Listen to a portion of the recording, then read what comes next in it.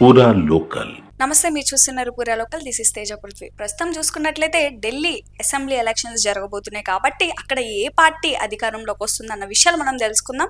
ఎందుకంటే ముందు మనకి కేసీఆర్ మూడోసారి సీఎం అవుతాడా లేదా, జగన్ రెండోసారి సీఎం అవుతాడా, అండ్ బీజేపీ ప్రభుత్వం వస్తే ఎలా ఉంటుంది, అండ్ మోదీ వస్తారు కానీ ఎక్కువ మెజారిటీతో రారు అన్న విషయాలు మనకు ముందుగానే చెప్పేశారనమాట. సో ఆయన చెప్పినవి చెప్పినట్టుగా జరిగాయి. ఆయన ఎవరో కాదు, అమరప్ కశ్యప్ గారు. సో ప్రస్తుతం ఆయన మనతో ఉన్నారు. ఢిల్లీ ఎలక్షన్స్ పైన ఒకసారిగా మనం ఆయనతో డిస్కస్ చేద్దాం. ఆయన ప్రెడిక్షన్స్ ఎలా ఉంటాయి, ఏంటి, ఈచ్ అండ్ ఎవ్రీథింగ్ ఇప్పుడు మనం తెలుసుకుందాం. గురూజీ, ప్రస్తుతం చూసుకున్నట్లయితే ఢిల్లీ అసెంబ్లీ ఎలక్షన్స్ జరగబోతున్నాయి. అసలు ఏ పార్టీ అధికారంలోకి వస్తుంది, ఏంటి అన్న విషయాలు ఒకసారి మాతో చెప్పగలరా? ఇప్పుడు ఢిల్లీ అసెంబ్లీకి ఎలక్షన్స్ రేపు ఫిబ్రవరి 2వ తారీఖున జరగబోతుందంటే ఇంతవరకు ఢిల్లీలో ఆమ్ ఆద్మీ పార్టీ అనేది అరవింద్ కేజ్రీవాల్ గారి పార్టీ అధికారంలో ఉన్నదన్నమాట.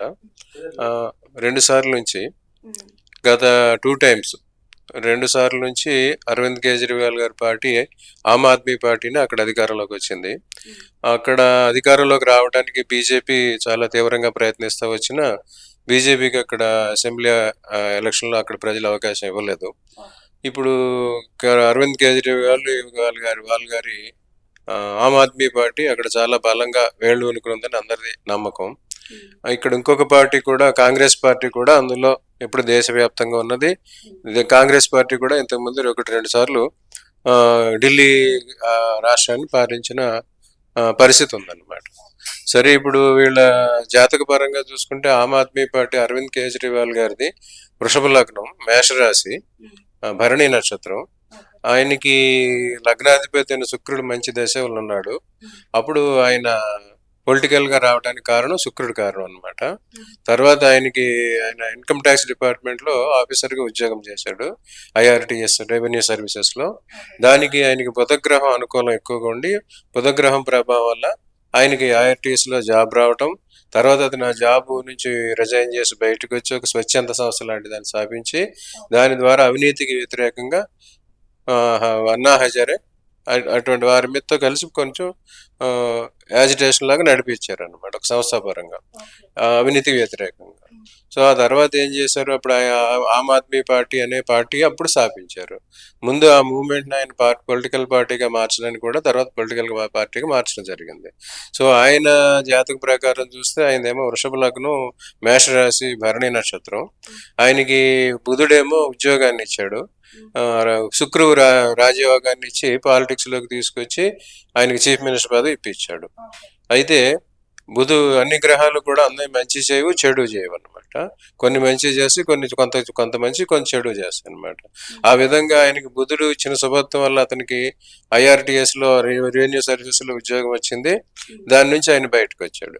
అలాగే బుధుడు చెడిపోయి ఉంటే, బుధుడు బ్యాడ్ గా ఉన్నారంటే ఎవరికైనా వారు ఫైనాన్షియల్ సంబంధించి, బ్యాంకింగ్ సంబంధించిన ఇర్రెగ్యులారిటీ చేస్తారనమాట.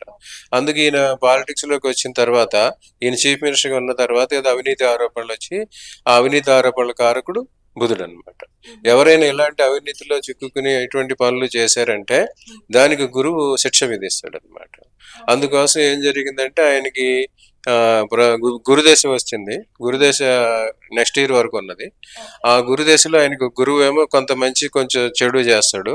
ఆ గురువు చేసిన శుభం వల్ల ఆయనకి పదవి వచ్చింది. కానీ ఈయన చేసిన ఈ ఇర్రెగ్యులారిటీస్ ఏవైతే ఆయన మీద ఆరోపణలు వచ్చినాయో వాటికి కారణంగా ఆయనకి జైలు శిక్ష విధించి జైలుకి వెళ్ళడం కూడా జరిగింది. ఆ రకంగా గురువు ఆయనకి జైలు శిక్ష విధించి మళ్ళీ బయటకు తీసుకొచ్చాడు. సో ఇప్పుడు ఏం జరుగుతుందంటే ఆయనకి ప్రస్తుతం ఏ గ్రహాల అనుకూలత లేదు. గ్రహాలు గురు దశ చివరిలో ఉన్నది. తర్వాత వచ్చేది శనిదశ వస్తుంది. ఆ శనిదశ కూడా ఆయనకి అంత అనుకూలం కాదు. అందుకోసం ఆయనకి తిరిగి మూడోసారి మళ్ళీ వచ్చే ఎలక్షన్లో ఆ పార్టీకి అధికారంలోకి వచ్చే అవకాశం లేదు. ఈయనకి కూడా మళ్ళీ చీఫ్ మినిస్టర్ అయ్యే అవకాశం లేదు. సో గురూజీ, ఇప్పుడు ఆమ్ ఆద్మీ పార్టీ గురించి చెప్పారు.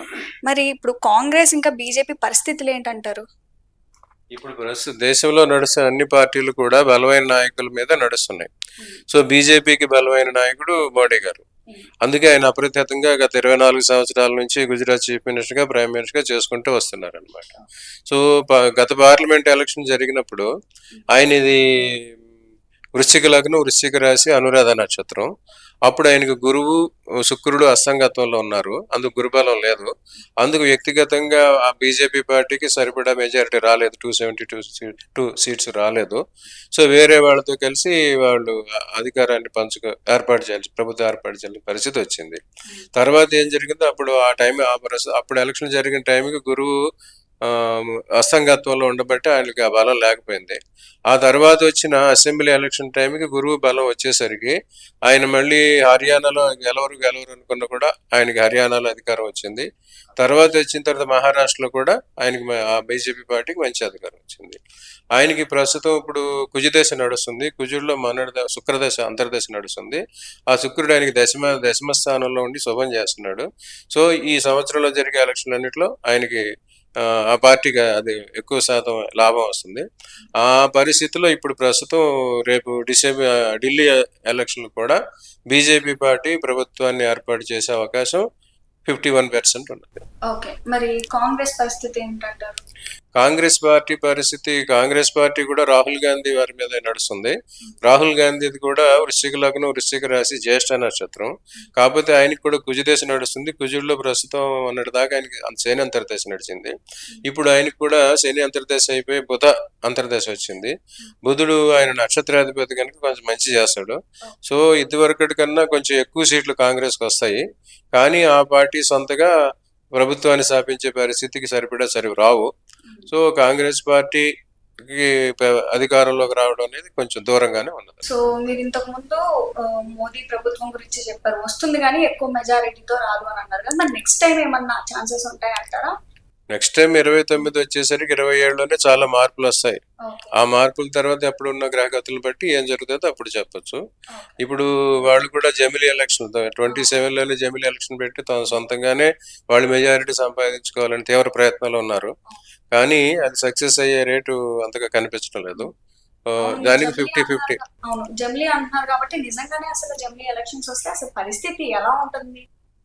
జమిలీ ఎలక్షన్ రావడానికి పరిస్థితే సగం ఉన్నది. 50% ఛాన్స్ ఉంది. వచ్చిన తర్వాత కూడా అప్పుడు మోడీ గారికి దశలు మారుతున్నాయి, దేశానికి కూడా దశలు మారుతున్నాయి. సో అప్పుడు ఎవరికి అనేది తర్వాత కలిసినప్పుడు చెప్పుకుందాం. మొన్న చూసుకున్నట్లయితే కేజ్రీవాల్ గారు జైలుకి వెళ్ళడం జరిగింది. సో ఆయన ప్లేస్ లో సీఎం గా ఆతిషి గారిని ఎన్నుకోవడం జరిగింది. సో మళ్ళీ ఇంకొకసారి కనుక ఎలక్షన్స్ జరిగితే ఈవిడికి వచ్చే ఛాన్సెస్ ఏమన్నా ఉన్నాయా? ఆతిషి గారిది కూడా అంత బలమైన జాతకం కాదు. ఆమెకి రాశి బలం ఉన్నది సింహరాశి, మఖ నక్షత్రం. అందువల్ల ఆమెకి ప్రస్తుతం కుజదశ ఉంది. కుజుడి బలం వల్ల ఆమెకి ఒకసారి చీఫ్ మినిస్టర్ అవకాశం వచ్చింది. కానీ ఆమెకి జాతకం ప్రకారం అంత బలమైన యోగాలు లేవు. ఆమెకి తిరిగి మళ్ళీ చీఫ్ మినిస్టర్ అవకాశాలు చాలా తక్కువ. అసలైతే ప్రయత్నించడానికి ట్రై చేస్తుందా తను, అంటే నెక్స్ట్ టైం ఎలక్షన్స్? ఇప్పుడు ఆమ్ ఆద్మీ పార్టీకే ఇదివరకు వచ్చిన సీట్లు రావు. బీజేపీకే సింహభాగం సీట్లు వచ్చే అవకాశం చాలా ఎక్కువగా ఉన్నది. కాంగ్రెస్ పార్టీకి కూడా అనుకున్నంతగా రావు. వీరి కొంతమంది చెప్పే అంచనాల ప్రకారం ఆమ్ ఆద్మీ పార్టీకి ఒక 20 సీట్లు, ఏదో కాంగ్రెస్కి ఒక 20 సీట్లు వస్తే వాళ్ళిద్దరు కలిసి ఏదో గవర్నమెంట్ ఫామ్ చేసే అవకాశం ఉందని అనుకుంటున్నారు.